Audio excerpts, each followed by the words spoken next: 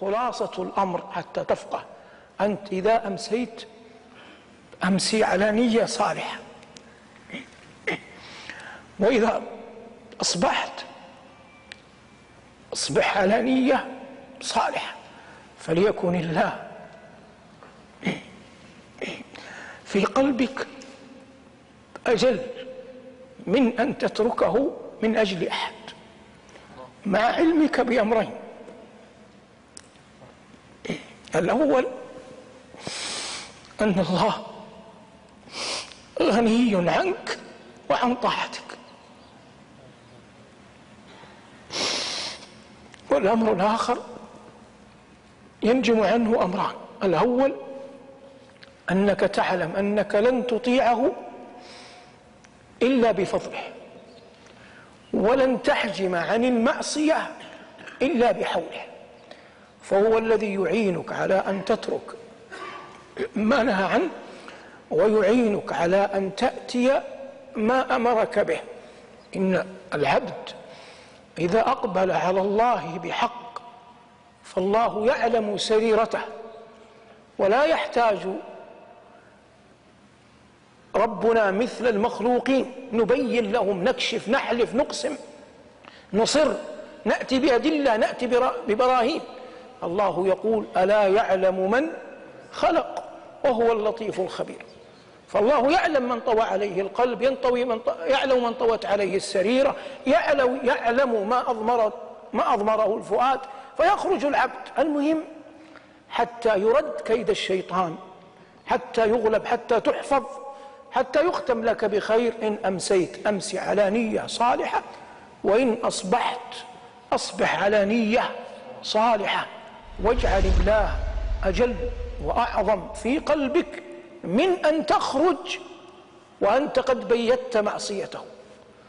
من يخرج أعوذ بالله وقد بيت أن يعصي الله، هل يأمن مثل هذا أن يميته الله على المعصية ويراه الخلق كلهم؟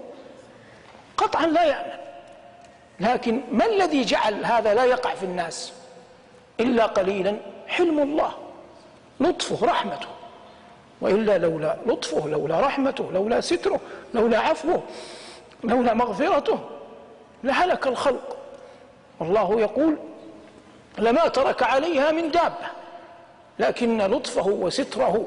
ولهذا لما قرأ أحد الصالحين قول الله جل وعلا: يا أيها الإنسان ما غرك بربك الكريم، قال: إن سألني ربي ما غرك بربك الكريم أقول: غرتني ستورك المرخاة، أي ستر الله على العبد يغره، وستر الله رحمة. لكن ينبغي للعبد أن يعلم أن الله قد يستر على العبد مرة مرتين، فإذا غلب على العبد الران وأصبح حب المعصية متأصل في قلبه يريدها، ويخرج، الله لا يكتب هذا عليكم، يخرج من بيته وهو يعزم على أن يعصي الله، فمثل هذا عياذا بالله إلى الهلاك يقرب إن لم يدركه رحمة الله. أما من يخرج من بيته وقد أجل الله في قلبه، يخرج يقرأ الأذكار في الطريق، يسبح، يكثر من قول لا حول ولا قوة إلا بالله، يكثر من قول لا إله إلا أنت سبحانك إني كنت من الظالمين، في سيارته، في خطواته يقول: ربنا آتنا في الدنيا حسنة وفي الآخرة حسنة وقنا عذاب النار. ومثال ذلك من الآيات، من الأذكار التي يظهر فيها العبد ضعفه وعجزه، انكساره، حبه لله، خوفه من الله، طمعه في رحمته، أمله في فضله. كل ذلك به يحفظ الله العبد. فإن دنت الشهوة، غلب الفجور، أقبل الصاحب، تزينت المعصية، جاء فضل الله، جاء رحمته، جاءت مغفرته، جاء حوله، جاء ستره، فتداركت العبد ونجته مما هو فيه. وتأمل قول الله عن يونس، قال: ولا تكن كصاحب الحوت إذ نادى وهو مكظوم، ثم قال: لولا أن تداركه نعمة من ربه. فيونس لم ينجو بفضل نفسه، لكن نجا بأن الله قال في حقه لولا أن تداركه نعمة من ربه.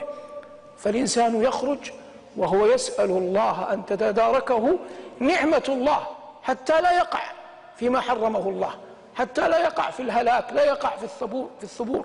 وهذا كله حول قول الله إن كيد الشيطان كان ضعيفا.